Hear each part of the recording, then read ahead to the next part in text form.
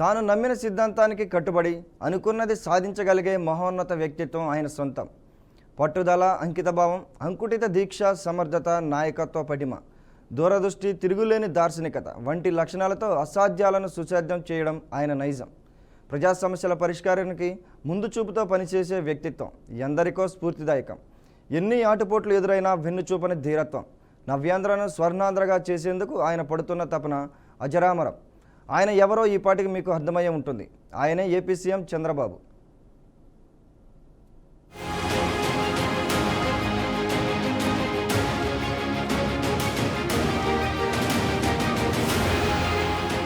చిత్తూరు జిల్లా అంటేనే ఠక్కున అందరికీ గుర్తొచ్చే వ్యక్తి ఏపీ ముఖ్యమంత్రి చంద్రబాబు నాయుడు. అంతేకాదు, 2 తెలుగు రాష్ట్రాల్లో చిన్నపిల్లల నుండి పండు ముసలి వరకు ఎవరికైనా పరిచయం అక్కర్లేని వ్యక్తిగా గుర్తింపు పొందారు. అంతే స్థాయిలో తెలుగు ప్రజలతో ఆయన అంతే అనుబంధాన్ని పెంచుకున్నారు. అంతేకాదు, ఒకప్పుడు ఇండియా అంటే చంద్రబాబు పేరు వినపడేది. చంద్రబాబు అంటే ఆంధ్రప్రదేశ్ సీఈఓ అనేవారు. ఆయనను గ్లోబల్ లీడర్గా అభివర్ణిస్తారు. అపర చాణక్యుడు, రాజనీతిజ్ఞుడు, దార్శనికుడు, మహర్షి, తపస్వి, మహాప్రజానేత, అభివృద్ధికి బ్రాండ్ అంబాసిడర్. ఇలా ఎంత చెప్పుకున్నా తక్కువే అంటారు 2 తెలుగు రాష్ట్రాల్లోని ప్రజలు. దేశంలోని ఎంతో మంది రాజకీయ నాయకుల్లో అందరికంటే ప్రత్యేకమైన రాజనీతిజ్ఞుడు అనడంలో అతిశయోక్తి లేదు. అంతటి పేరు ప్రఖ్యాతులు సంపాదించుకున్న చంద్రబాబు ఏప్రిల్ 20వ తేదీతో 75వ పడిలోకి అడుగుపెట్టారు.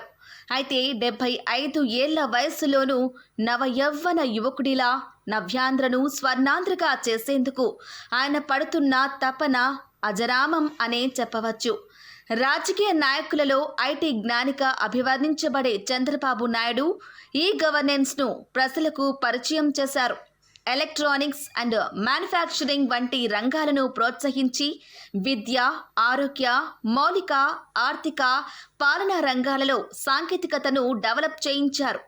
ఈ క్రమంలో ఒక్క భారతదేశంలోనే కాదు, ప్రపంచవ్యాప్తంగా ప్రముఖుల దృష్టిని చంద్రబాబు ఆకర్షించారు.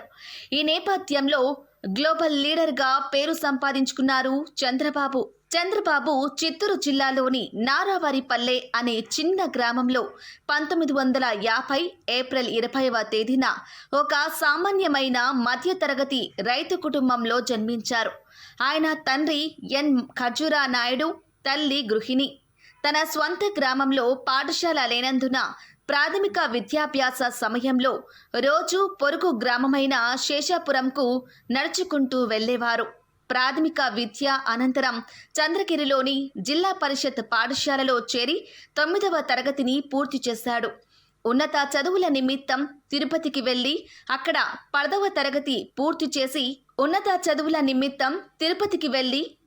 పదవ తరగతి పూర్తి చేసి ఇంటర్ పూర్తి చేసుకున్నారు.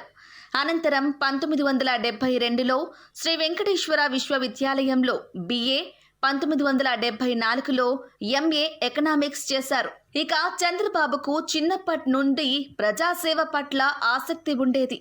దాంతో సెలవులు వచ్చినప్పుడు స్నేహితులను మరికొందరిని కూడగట్టుకొని గ్రామంలో సామాజిక సేవా కార్యక్రమాలతో పలువురి ప్రశంసలందుకున్నారు. ముందు IAS కావాలని భావించినా IAS అయితే కొంతవరకే చేయగలం, కానీ అదే రాజకీయ నాయకుడైతే ఎంతోమంది IASల చేత ఎంతో ప్రజాసేవ చేయించవచ్చనే నిర్ణయానికి వచ్చారట. దాంతో ప్రజాసేవకే రాజకీయాలే సరైన మార్గమని భావించిన ఆయన రాజకీయాలపై దృష్టి పెట్టారు. విద్యాభ్యాసం పూర్తి కాకముందే తిరుపతికి సమీపంలో ఉన్న చంద్రగిరిలో విద్యార్థి నాయకునిగా యువజన కాంగ్రెస్లో చేరారు. 1975లో భారతదేశంలో ఎమర్జెన్సీ విధించిన సమయంలో యువజన కాంగ్రెస్ అధ్యక్షుడు సంజయ్ గాంధీకి సన్నిహితంగా మెలికారు. దాంతో చంద్రబాబుపై కాంగ్రెస్ పార్టీ దృష్టి పెట్టింది. ఈ నేపథ్యంలో 1977లో పులిచెర్ల యూత్ కాంగ్రెస్ ప్రెసిడెంట్గా నియమించబడ్డారు. ఇదిలా ఉంటే అప్పటి రాజకీయాలతో విసిగి వేసారి ప్రజల కోసం ఏదో ఒకటి చెయ్యాలనుకున్న ఎన్టీ రామారావు 1982లో తెలుగుదేశం పార్టీని స్థాపించారు. అయితే ఆ ఎన్నికల్లో అధిష్టానం ఆదేశిస్తే మామపై పోటీకి సిద్ధం అంటూ సవాల్ చేశారు. దీంతో మామ అల్లుళ్ళ సవాల్ ప్రతి సవాళ్లు రాష్ట్ర రాజకీయ చరిత్రలో ఓ మరపురాని ఘట్టంగా నిలిచింది. అయితే ఆ ఎన్నికల్లో ఎన్టీఆర్ ప్రపంచనం సృష్టించారు. చంద్రగిరిలో చంద్రబాబు ఓటమి పాలయ్యారు. మామపై సవాల్ చేయకుంటే ఆ ఎన్నికల్లో చంద్రబాబు గెలిచేవారనే అభిప్రాయాలు లేకపోలేదు. ఆ ఒక్క ఓటమి తప్ప చంద్రబాబు రాజకీయ జీవితంలో ఇంతవరకు ఓటమే ఎరుకని నాయకుడిగా చరిత్ర సృష్టించారు.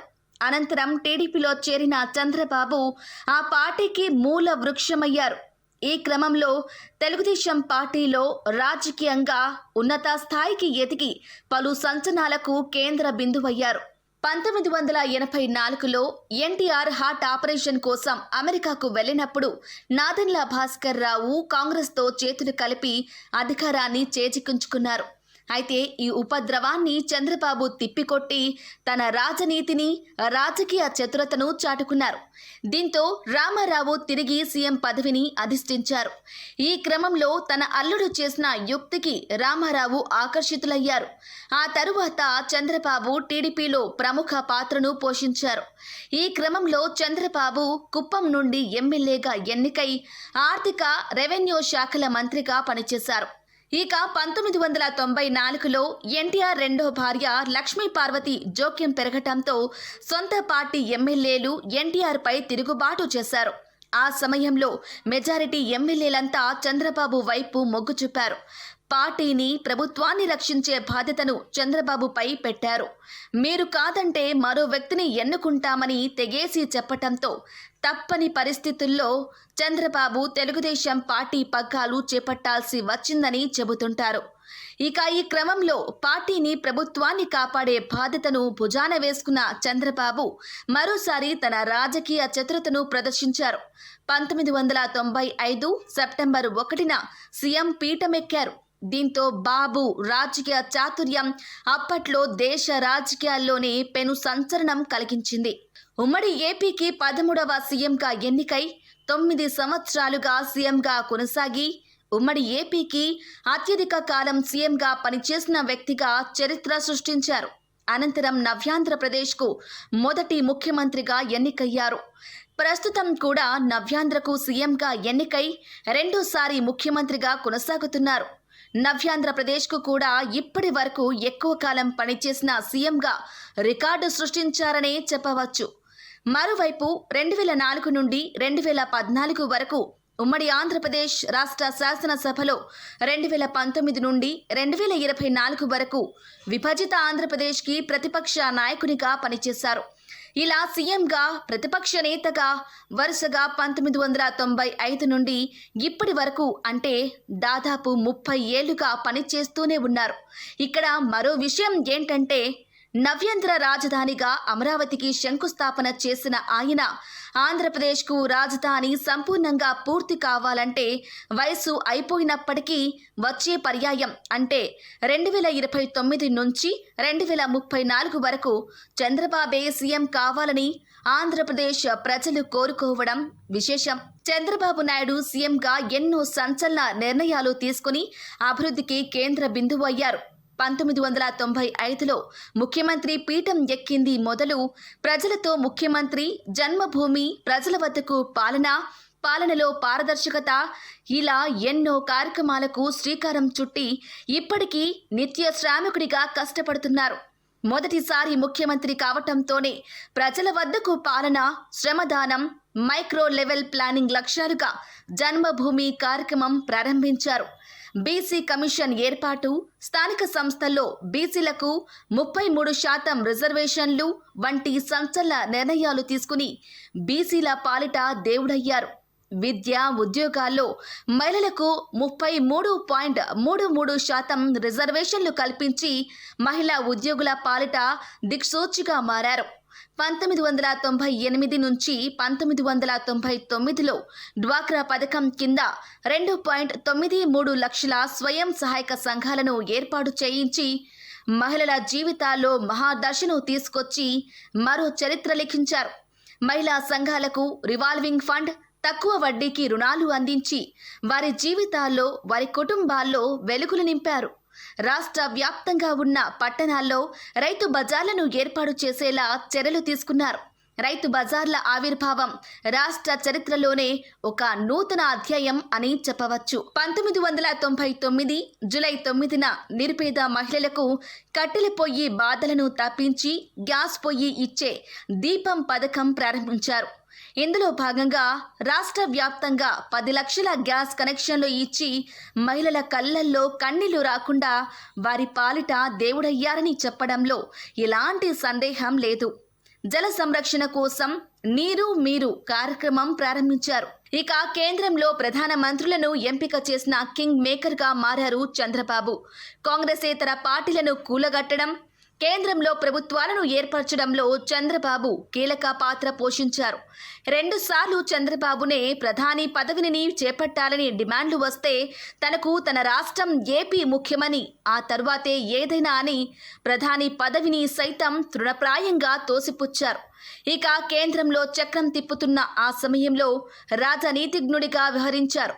రాష్ట్రపతిగా దళిత వర్గానికి చెందిన కెఆర్ నారాయణన్ను, తర్వాత ముస్లిం వర్గానికి చెందిన అబ్దుల్ కలాం పేరును, రాష్ట్రపతిగా కృష్ణకాంత్ను ఉపరాష్ట్రపతిగా చేయడంలో చంద్రబాబు కీలక పాత్ర పోషించారు. అనంతరం దేశ ప్రధానిగా అటల్ బిహారీ వాజ్పేయిని ప్రధానిగా ఎన్నుకోవడంలోనూ కీలక పాత్ర పోషించారు.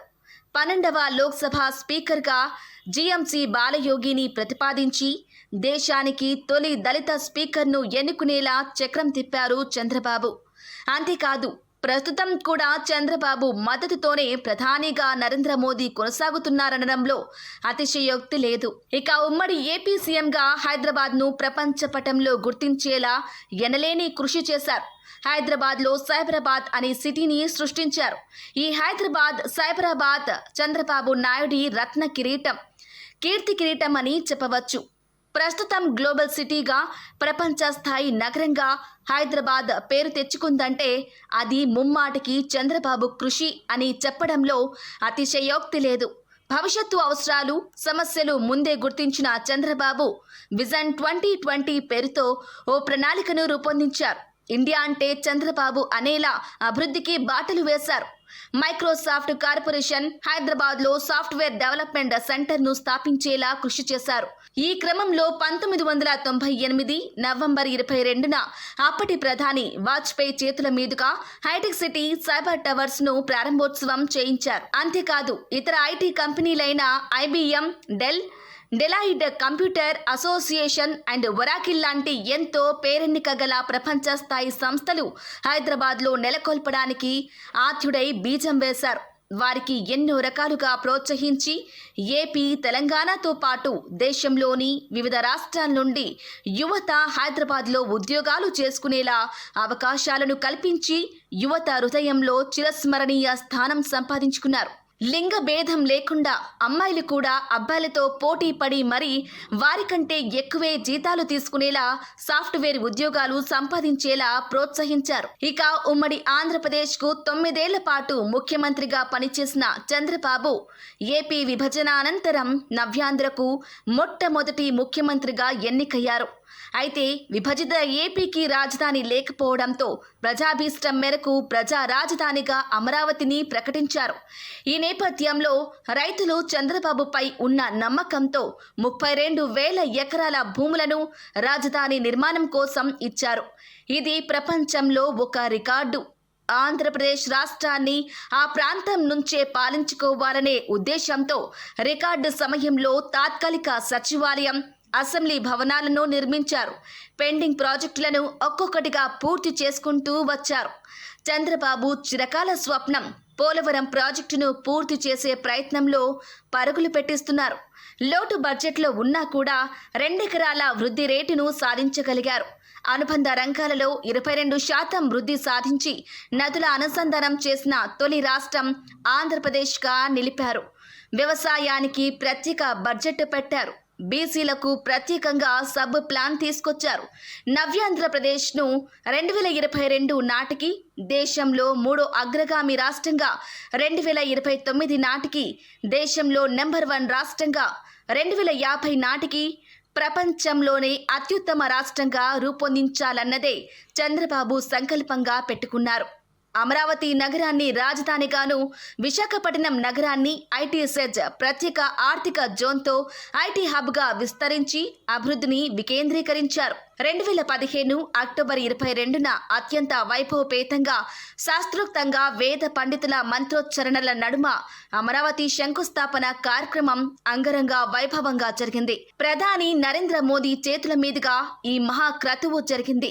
అయితే 2019 ఎన్నికల్లో టీడీపీ ఘోర పరాజయం పాలైంది. దీంతో సీఎంగా ఎన్నికైన జగన్ ఆ 5 ఏళ్లు రాష్ట్రాన్ని సర్వనాశనం చేశారని ఆరోపణలు వెల్లువెత్తాయి. తెలుగు ప్రజల చిరకాల కోరిక అయిన పోలవరం రాజధాని అమరావతిని భ్రష్టు పట్టించారనే విమర్శలు వెల్లువెత్తాయి. అంతేకాదు రాష్ట్రంలోని అన్ని వ్యవస్థలు కుప్పకూలాయని, జగన్తో సహా వైసీపీ నేతలంతా రాష్ట్రాన్ని దోచుకున్నారనే ఆరోపణలు వినిపించాయి.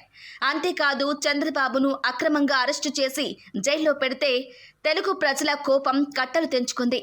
ప్రపంచ వ్యాప్తంగా వందల దేశాల్లో ఉన్న తెలుగు ప్రజలు నిరసన వ్యక్తం చేయడం, ఆయన జైల్లో ఉన్నన్ని రోజులు నిరసనలు చేశారంటే ఆయన ఖ్యాతి ప్రపంచంలోని నలుమూలాల్లో వ్యాపించిందని చెప్పవచ్చు.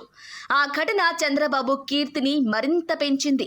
ఆ క్రమంలో 2024లో జరిగిన ఎన్నికల్లో ప్రజలంతా ఏకమై జగన్ రెడ్డి ప్రభుత్వాన్ని నామరూపాలు లేకుండా, ప్రతిపక్ష హోదా కూడా రాకుండా కేవలం 11 సీట్లకే పరిమితమయ్యేలా తీర్పునిచ్చారు. 2024 జూన్లో చంద్రబాబు మరోసారి నవ్యాంధ్రప్రదేశ్కి ముఖ్యమంత్రిగా రెండోసారి ప్రమాణ స్వీకారం చేశారు. ఉమ్మడి సీఎంగా ఉన్న సమయంలో అమెరికా అధ్యక్షుడు బిల్ క్లింటన్, యునైటెడ్ కింగ్డమ్ ప్రధానమంత్రి టోనీ బ్లెయిర్లు హైదరాబాద్కు వచ్చి సీఎంగా ఉన్న తనను కలుసుకునేలా పరిస్థితులను మలిచారు చంద్రబాబు. కేవలం 5 సంవత్సరాలలో చంద్రబాబు గ్రామీణ వెనకబడినతనం, పేదరికం ఉన్న ప్రాంతాన్ని భారతదేశ కొత్త సమాచార సాంకేతిక కేంద్రంగా మార్చారని అమెరికన్ మ్యాగజైన్ టైమ్స్కు చెందిన అపరిసిసం ఘోష్ పేర్కొన్నారంటే చంద్రబాబు ప్రతిభను మనం కూడా కీర్తించకుండా ఉంటామా? ఈ క్రమంలో పలు పత్రికలు చంద్రబాబు చేసిన కృషికి అనేక బిరుదులు ఇచ్చాయి. అమెరికన్ టైమ్ మ్యాగజైన్ చంద్రబాబును South Asian of the year 1999 అవార్డుతో సత్కరించింది. అంతేకాకుండా IT Indian of the millennium అవార్డుకు కూడా చంద్రబాబు ఎంపికయ్యారు. ఇండియా టుడే నుండి IT Indian of the millennium, the Economic Times నుండి business person of the year, Times Asia నుండి South Asian of the year, ప్రపంచ economics forum dream cabinet member వంటి పురస్కారాలతో పాటు చంద్రబాబుకి అనేక పురస్కారాలు వచ్చాయి. అమెరికాకు చెందిన ఒరాకిల్ కార్పొరేషన్ ప్రచురించే మాసపత్రిక ప్రాఫిట్ చంద్రబాబును హిడెన్ 7 వర్కింగ్ వండర్స్లో ఒకరుగా అభివర్ణించింది. బీబీసీ సైబర్ షావీ సీఎం అని కొనియాడింది. CNN వార్తా సంస్థ CEO ఆఫ్ ఆంధ్రప్రదేశ్ అని ప్రశంసించింది. ఓ రాజకీయ నేతగా, ప్రజానేతగా, ఎందరికో రాజకీయ భిక్ష పెట్టిన గురువుగా, అభివృద్ధికి బ్రాండ్ అంబాసిడర్గా, రాజనీతిజ్ఞుడిగా, అపర చాణుక్యుడిగా, తలపండిన నేతగా, ఏపీ CEOగా, గ్లోబల్ లీడర్గా, దార్శకునిగా, మహర్షిగా, తపస్విగా ఇలా ఎన్నో పేరు ప్రఖ్యాతులు సంపాదించుకున్న చంద్రబాబు రాజకీయంగా ఎన్నో ఆటుపోటులను ఎదుర్కొన్నారు. రాజకీయంగా అప్ అండ్ డౌన్లను చూశారు. ఎన్నో విమర్శలు, ఆరోపణలు ఎదుర్కొన్నారు. చేయని తప్పులకు అపనిందలు మోయడంతో పాటు చేయని తప్పులకు శిక్ష అనుభవించారు. ఎంతో సెన్సిటివ్గా ఉండే చంద్రబాబు అక్రమ కేసులో 53 రోజులు జైలు జీవితాన్ని అనుభవించారు. అయితే నవ్యాంధ్ర నిర్మాతగా సాగుతున్న చంద్రబాబుకు అడుగడుగున ఆటంకాలే ఎదురయ్యాయి. విభజన గాయాల కంటే 5 ఏళ్ల జగన్ విధ్వంస పాలనలోనే రాష్ట్రానికి ఎక్కువ నష్టం జరిగిందని తెలుసుకున్న ప్రజలు చంద్రబాబుకి మరోసారి అధికారం కట్టబెట్టారు. ఇప్పుడు రాష్ట్ర భవిష్యత్తు చంద్రబాబు చేతుల్లోనే ఉంది. రాష్ట్రాన్ని పునర్నిర్మించాల్సిన బృహత్కర బాధ్యత ఆయన భుజస్కంధాలపై ఉంది. జగన్ పాలనలో అన్ని వ్యవస్థలు విధ్వంసమయ్యాక, ఆర్థిక వ్యవస్థ కుదేలయ్యాక వచ్చే 5 ఏళ్లు రాష్ట్రాన్ని పరిపాలించడం నల్లేరు మీద బండి నడక కానే కాదు.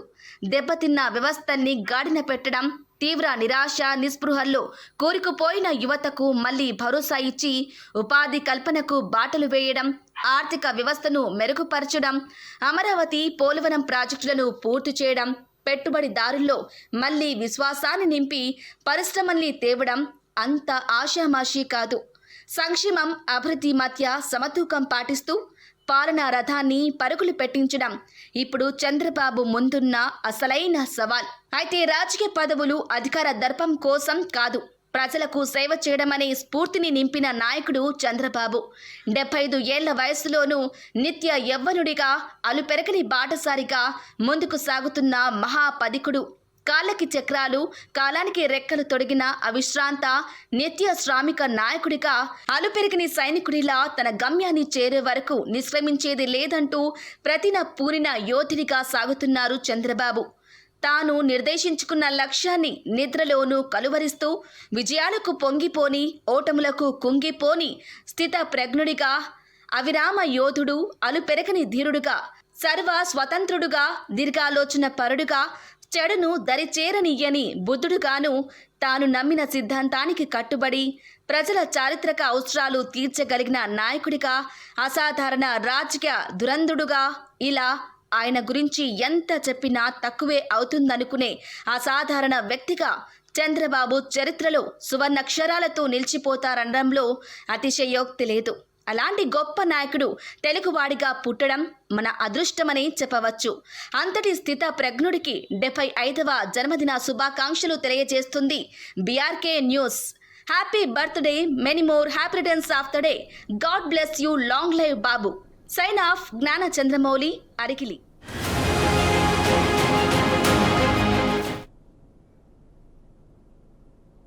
ఇక ఇవి bulletin updates. Keep watching BRK news, తెలుగుడి సత్తా.